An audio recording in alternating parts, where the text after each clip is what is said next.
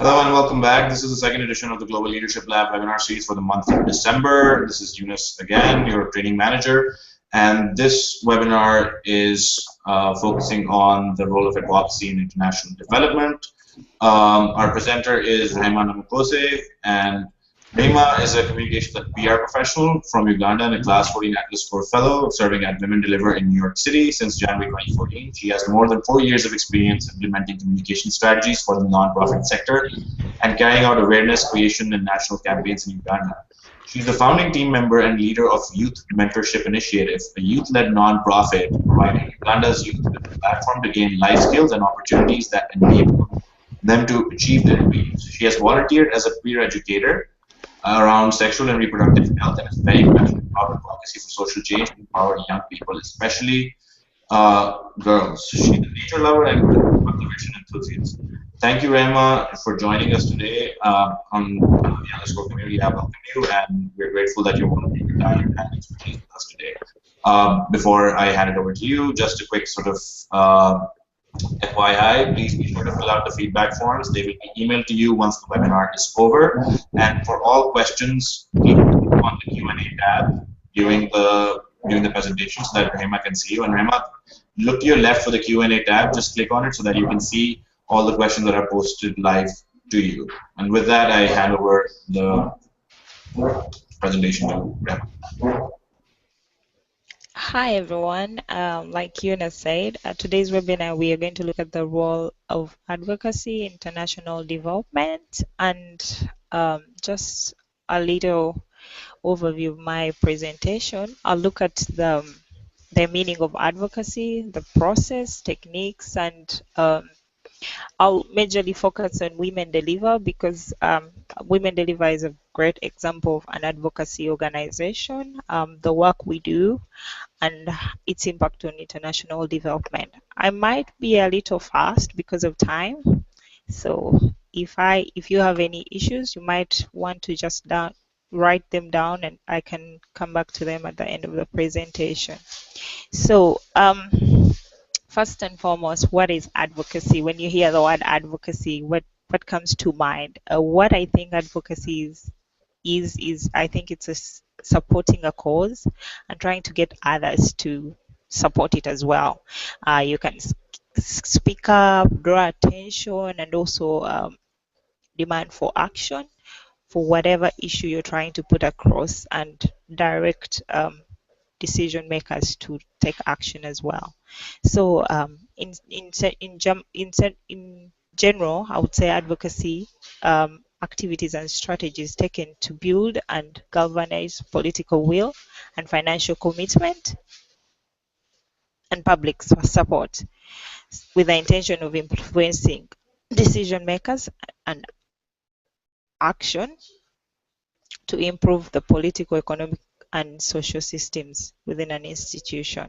So advocacy is generally a process, it's not a moment. It's a process that you're going to keep doing and doing. Also, if you hear some noise in the background, I'm in office, so it's a bit of, there's some activities going on in the background. Please bear with me about that. The process is it involves a number of different stages.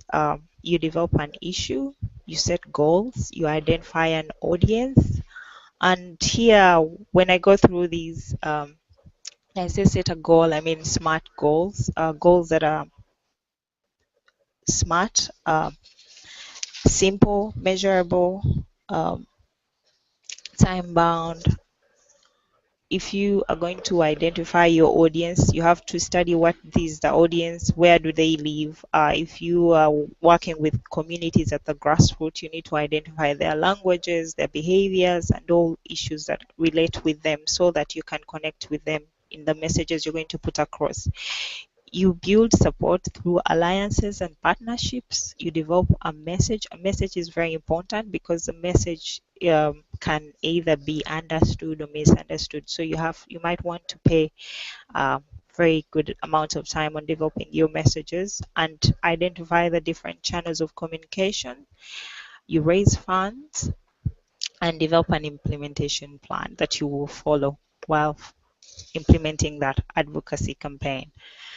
The next, some of the techniques I share here have been kind of hinted on by Corona, but I list a number of them. You sensitize, and whatever message you're putting across in your advocacy campaign. If you have an issue, you might, if it's about sensitizing, you can, if sensitizing is the best technique, you can use that. If you want to mobilize people, you can use that. It can, if dialogue works best, you might want to sit down with people and dialogue about an issue or negotiate.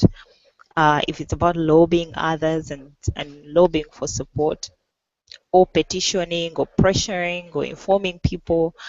So there are different tactics and one can use to effectively implement an advocacy campaign.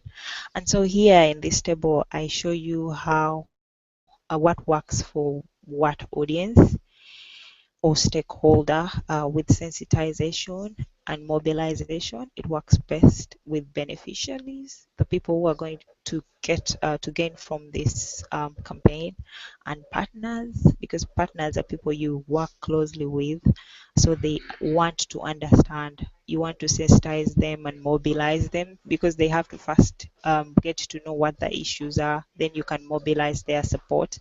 The adversaries and the decision makers too need to be sensitized, and dialogue works best with decision makers because you want to sit down with them, explain the key issues, or it might be a debate, or you might want to just negotiate with them.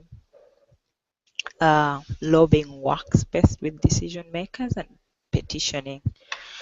Um, Advocacy and international development. The case study of Women Deliver.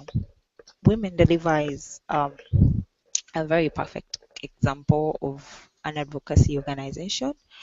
The organization works to bring together voices from around the world to call for action to improve the health and well-being of girls and women, and it works closely with partners to generate political commitment and resource investments to reduce maternal mortality and achieve universal access to reproductive health for girls and women.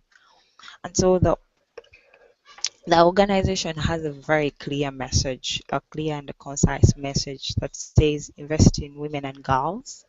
I have to go back a little bit here to explain. I invest in women and girls, it pays.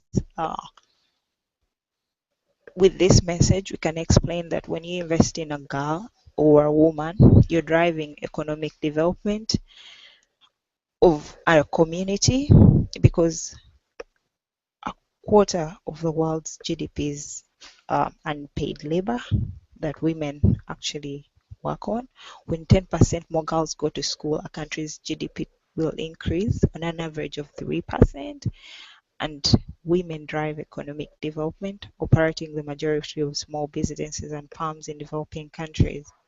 So when our society spends more money and resources to improve the lives of girls and women, the benefits rebound through the entire society.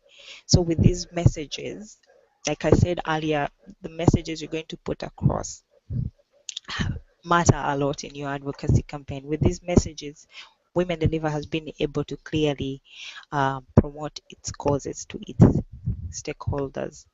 So the organization focuses on high-level advocacy, where we are engaging policymakers to invest in maternal and reproductive health at the UN, international fora, and country levels, and also hold them accountable. The organization also organizes triennial conferences. These happen every 3 years to mobilize a community of advocacy or advocates and policymakers to act on issues that affect girls and women. We also have regional consultations. These are high-level meetings that happen at regional and national levels to advocate for the issues that Women Deliver cares about, and that's girls and women's maternal health and reproductive health. And also we work with young people because we believe the future is nothing without the voices of young people. And we also work closely with the private sector through the C Exchange program to address MDG 5. MDG 5 is Millennium Development Goal 5 that aims to improve maternal health worldwide. The global conferences Women Deliver has worked upon include the 2007 conference, the 2010 conference, the 2013 conference that was last year, and the 2016 conference that is going to take place in Copenhagen in Denmark next year. So using the power of convening, because Women Deliver is like a convening ground for different advocacy organizations. Women Deliver focuses on a few high-impact activities to help improve the health and well-being of girls and women. These conferences and regional consultations are game changers. The goal of these meetings is to share with different partners to ensure that solutions that improve the health of girls and women are actually tackled, they're discussed. In the first conferences that happened in 2007, we had over 70 ministers of health, parliamentarians from over 30 countries who gave different perspectives and discussions about maternal health with partners in the different conversations that were held at the 27 conference. And this actually resulted into the 2010 conference that was held in Washington, D.C. And this one, we see that we have a rise in the number of attendees from 1,700 to 3,400, from 115 countries to 146. And the same applies to the 2013, where we see people are now rising from a small number of people to actually a big movement. The other issue I have to note here that during these conferences we see high level policymakers like UN agencies. The UN Secretary General also attends these conferences. We have a young leaders program that is launched, and we have over 250 young youth scholarships given to young people to attend these conferences. In 2010, we have 75 ministers and parliamentarians from over 50 plus countries attending.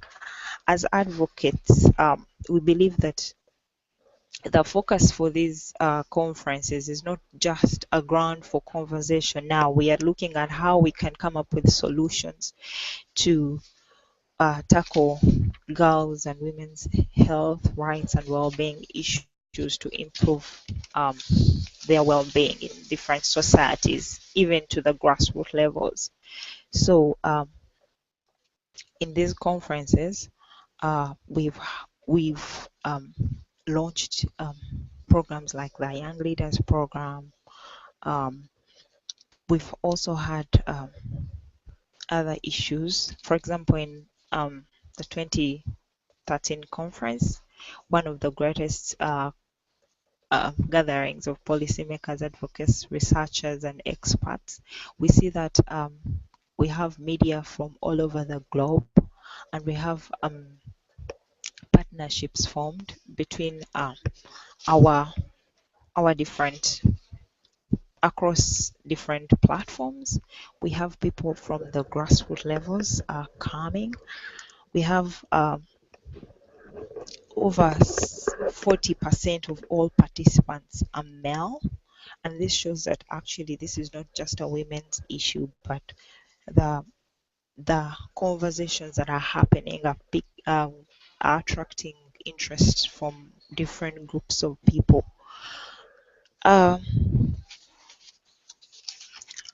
Also important to note here is that we have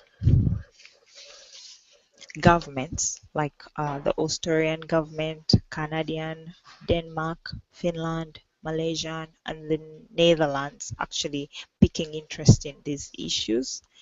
We have the UN, the European Union provide in-kind travel support to 180 participants.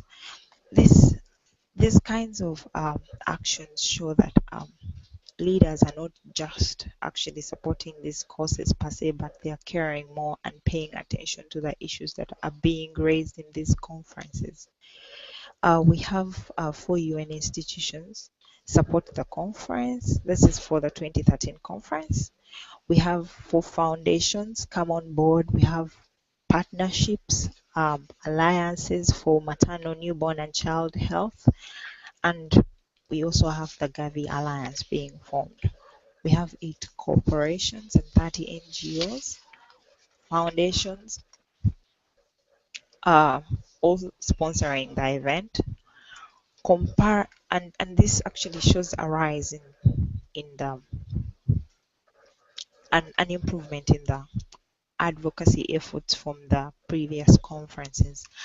And the key outcomes, we see that in the 2013 conference, it even made headlines all over the world. The Prime Minister of Malaysia, when he announced that reproductive health is a human right, that is what we as advocates are looking for. We look at policymakers, high-level policymakers like them are committing and talking about these issues publicly. It means that more people can listen and actually more commit to improving the health of girls and women at the grassroots levels.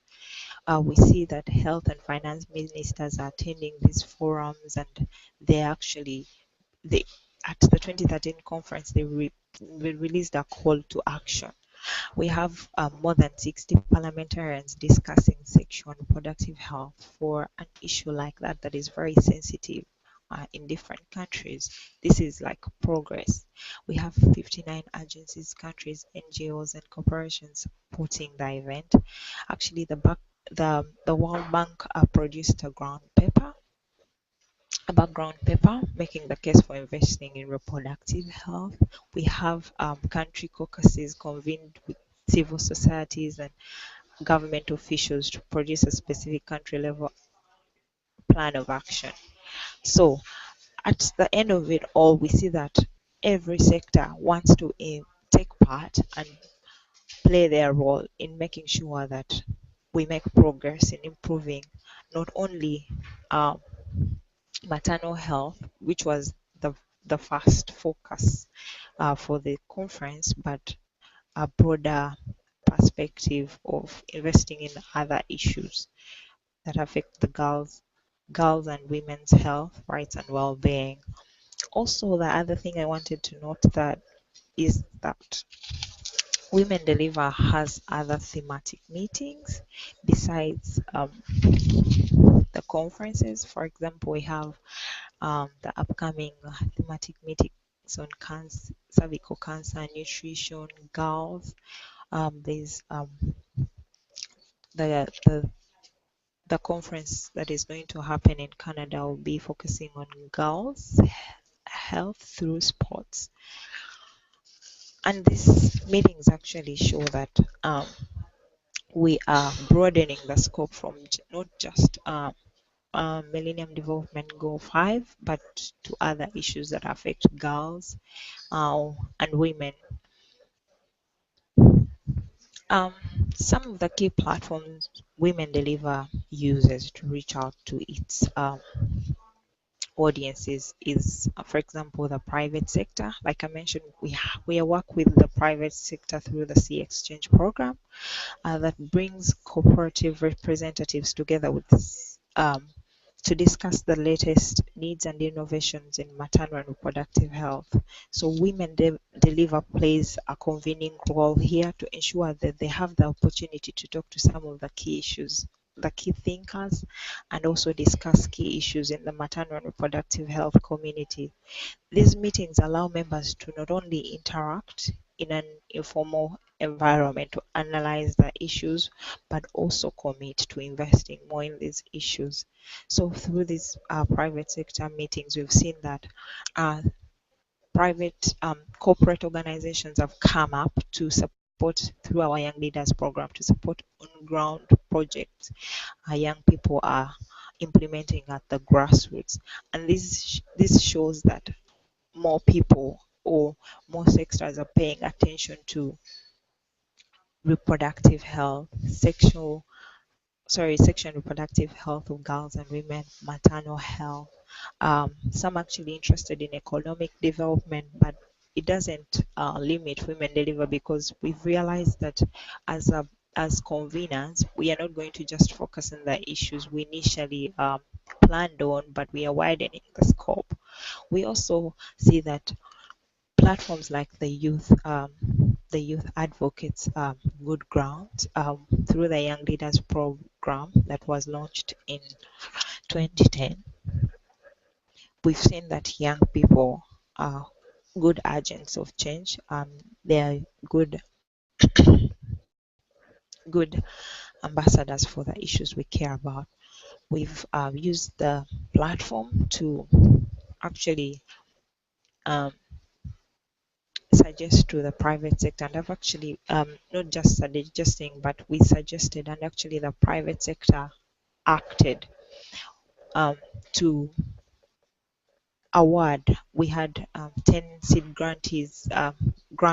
grants given to young leaders to implement projects on the ground. And so this shows that the young people are being not only listened to, but they are being taken up as partners in this cause. And this shows that we are making progress in the issues we care about. We are using the civil society and other partnerships to make sure that we widen our scope and our outreach. We realize that if we are working on these issues, not only just girls and women, we know that other organizations also work around the same issues, but how can we be able to reach a wider platform and also make sure that our messages are heard across the platforms of people maybe we would call our competitors. So what we do, we form alliances with these people, and so these alliances mean that we are going to share messages with them for them to share with their audiences, but also even they also share their messages with us, and we can reach bigger platforms. We can actually have a better impact than initially we thought we would. We have the It Takes Two campaign that we are working on with the Global Poverty Project and other organizations to reach out to people on ground. Our uh, our first It Takes Two activities have been implemented in Uganda, and we've seen that we've triggered political commitment and interest in investing in young people's needs, family planning, and all issues that relate to maternal health for girls and women. We also use the media as a good platform for us um, to engage our communities, but also to make our messages have a better impact. We produce publications like the recent Invest in Women and Girls It Pays toolkit. We pay attention to the messages we put across because we believe that the messages we put out there are very important, and now people have actually adopted these messages. When you see other people, like recently Melinda Gates used that we invest in women and girls, it pays slogan at one of her talk shows. That shows that we are not just working on this alone, but we are working with partners who are actually adopting our messages, and it's a good thing for us in this advocacy movement. We also use social media. I'll not go to the details of how we use social media, but social media has been a very good platform, and the fact that Karuna has covered that, I'll not dwell much on that. And so how has this impacted international development? We've seen that through all these activities and movements, We've seen new commitments, resources, and players in the industry. We feel that there's a renewed sense of unity among advocates because as conveners, we are bringing together different voices from the grassroots implementers to the high-level policymakers like the UN Secretary General. We see that there's a renewed sense of unity among advocates. We see high level commitments made to invest in girls and women's issues. For example, we had the Muskoka initiative launched at the G8. It was actually recently more funds were committed by the Canadian government. We have the Maputo plan that was re-signed. We see stronger networks of global strategies formed. For example, 14 billion that was committed by the UN Secretary General Global Strategy, and the launch of the Every Woman, Every Child initiative. It's a group of partners working together to address maternal and child health. We also see more action and support for heavier-weighted organization from heavier-weighted organization, as in quotes. We see USA, DFID, UNSAID, Gates Foundation, Alliance for Reproductive Health and Newborn Health. So we see that all these show that we are making progress as advocates. And also the other example is the 2012 London Summit on Family Planning that was organized by DFID and the Gates Foundation. And so all these and more examples show that we are making progress as advocates. But also the other thing, I don't have time, I would want to just note quickly, is that uh, advocacy as a movement is a movement like I mentioned earlier. It's not it's a process and it's something that takes time. So linking the two together as people who work at the grassroots levels, we have to unite and work together to ensure that whatever messages or whatever issues we are working, either it might not be around girls and women's health and rights, it might be around leadership development or coalition building or networking or political lobbying or promoting legislative change, whatever we are looking at, or briefing the media or counteracting opposition, whatever it is, we have to work together as a movement and effect that change we want to. So I think I've reached the end of my presentation. If we have any questions. All right, just to quickly sort of jump in since we are at time. Very quickly, Rehema, if you have time to address questions. I don't think the Q&A tab on this particular webinar is working. There's some technical issues with Google. But I would invite all the fellows who have questions for Rehema to use the event page and write their comments down where Brain has made a comment as well right below the screen so that Rehema and I can read them and then address them. Thank you.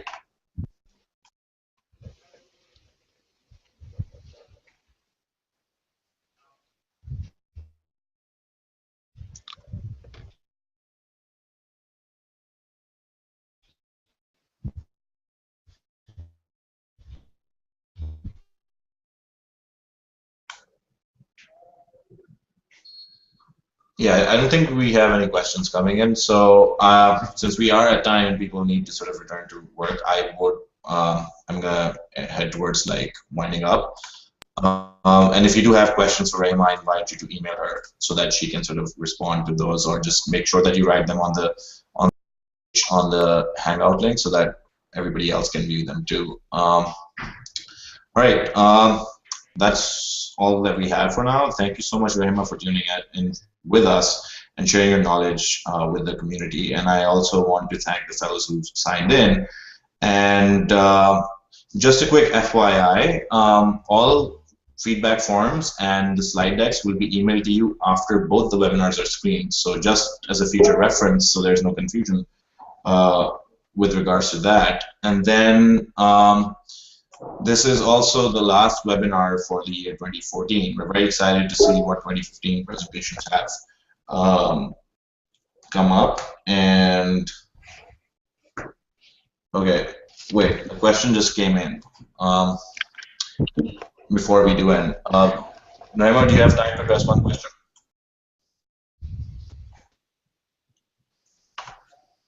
Rehema, I think we lost her. All right, so I will make sure that the question is posted to Rehema and she addresses it on the Google Hangout tab. Thank you so much for tuning in. This is Yunus Chaudhary signing out. Bye-bye.